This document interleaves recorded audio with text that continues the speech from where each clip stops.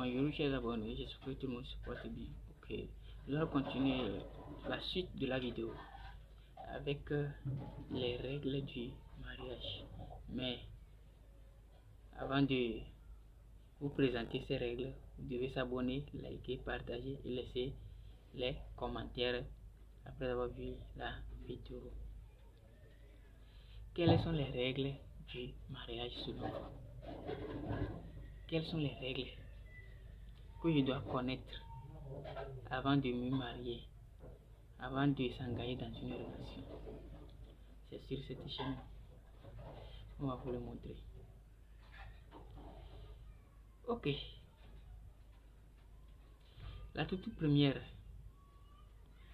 règle, c'est la majorité. La majorité. Le mariage se fait à la mairie. C'est à la mairie qu'on établit l'acte du mariage. C'est à la mairie qu'on établit l'acte du mariage. Dans ce cas, la majorité intervient.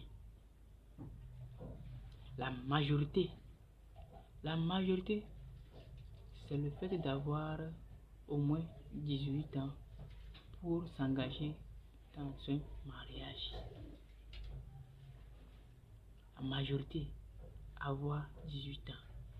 Est-ce que les deux personnes qui se sont choisies de se marier, est-ce qu'ils ont l'âge de mariage? C'est la première qu'on va les poser s'ils vont à la mairie. Est-ce que vous avez l'âge de mariage, l'âge de se marier? Vous avez au moins 18 ans. J'ai dit au moins 18 ans. Au moins 18 ans. Si vous avez 18 ans au moins, cependant, le procureur de la République peut accorder une dispense exceptionnelle en cas de motif grave.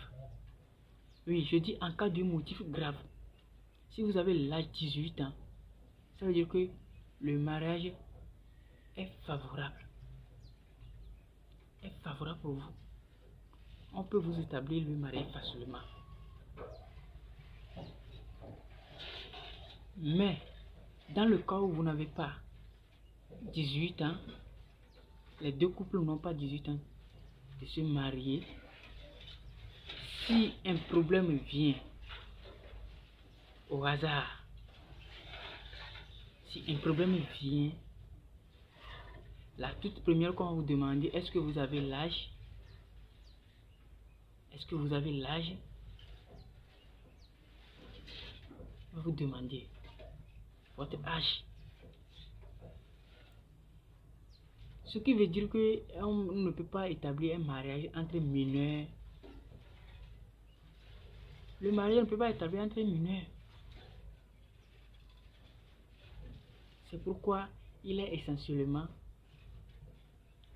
conseillé d'avoir les 18 ans en cas de motif grave. Si un problème se pose après, on peut savoir comment traiter. Comment vous aider à traiter ou bien à résoudre ce problème. Donc, la toute première règle, c'est la majorité. La deuxième, c'est le régime matrimonial. Le régime matrimonial renvoie ici à la polygamie et à la monogamie. La monogamie, la polygamie. Je suis monogame, mais je veux encore une deuxième épouse. Ça devient la polygamie. Mais je suis célibataire, c'est maintenant que je veux m'engager dans la relation où je fais le mariage. Tu vas choisir le type de régime, la monogamie ou la polygamie. Donc c'est le choix du concerné. C'est le choix entre les mariés. C'est le choix entre les mariés de choisir le régime qui les ont appropriés. Le régime qui sont favorables, qui peut les avantager. C'est le choix entre ces deux époux.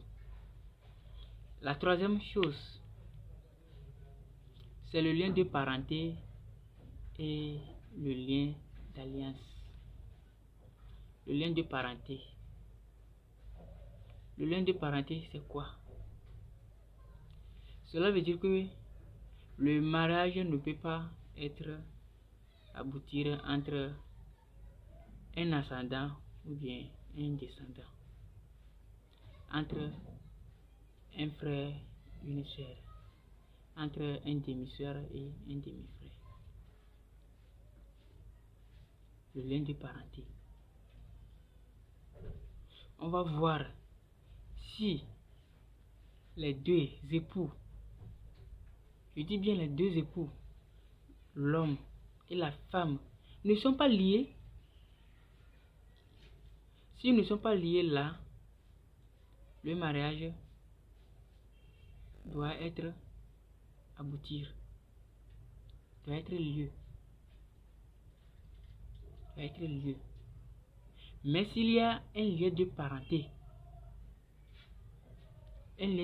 ou d'alliance, dans ce cas, le mariage ne peut pas aboutir. On ne peut pas faire le mariage ou bien établir le mariage entre un enfant et les femmes de ses parents. C'est de la même chose aussi que un parent n'a pas le droit de choisir la femme de son enfant dans le cas où le concerné est disparu. Dans le cas où le concerné est disparu. Nous appelons quelque chose en science le mariage consanguin. C'est ce que veut dire ça. C'est le mariage consanguin qu'on appelle ici le lien de parenté ou bien le lien d'alliance. Je ne peux pas me marier à ma tante, à ma nièce. Je ne peux pas prendre la femme de mon père s'il n'est plus. Ou bien prendre la femme de mon frère s'il n'est plus.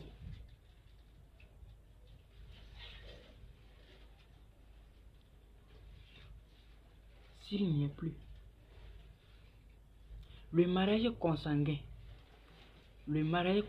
entraîne certains problèmes aujourd'hui dans les foyers. Dans les foyers. Et dans les traditions, il y a ça. Il y a certaines traditions même qui autorisent ça. Il y a certaines traditions qui autorisent le mariage consanguin. On va dire que un jeune de la famille va prendre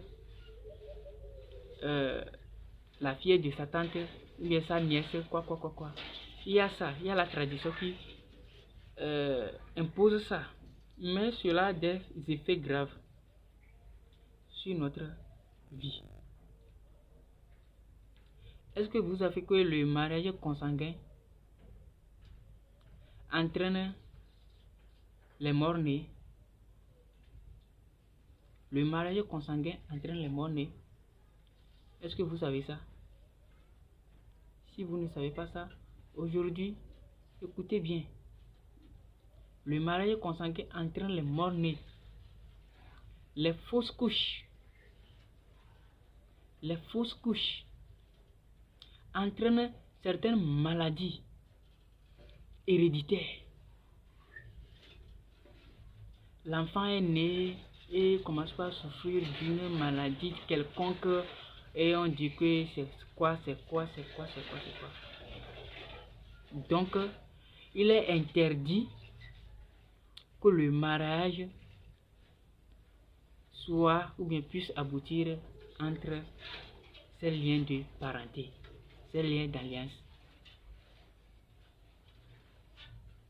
La quatrième des choses, c'est le consentement.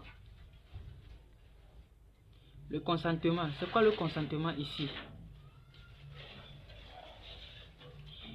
Le consentement, ça c'est un accord pris par ces deux époux à travers leur reconnaissance familiale. Le consentement. Ce qui veut dire que Kodjo et Afi qui se sont engagés à se marier, les deux époux ne peuvent pas faire ce mariage sans le consentement de leurs parents.